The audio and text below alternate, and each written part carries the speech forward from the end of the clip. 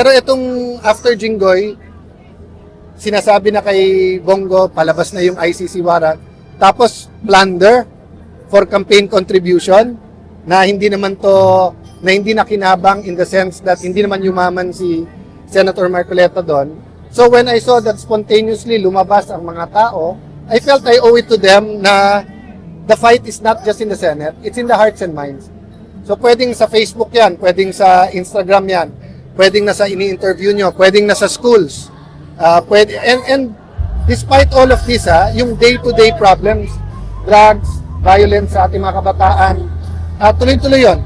So for people to sacrifice their time, umabsent, magutom, to be here, siguro maliit na bagay na dumating tayo makiisa. Siguro naman yung konting oras na samahan ko ang mga naninindigan dito is a little inconvenience, but it can be.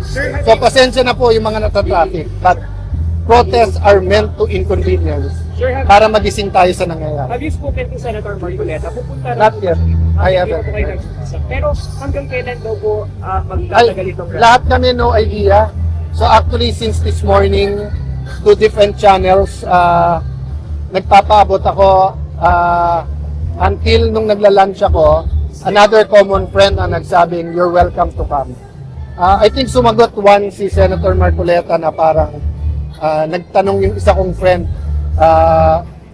paano kami tutulong siya? Nang sinabi lang padala ng tubig.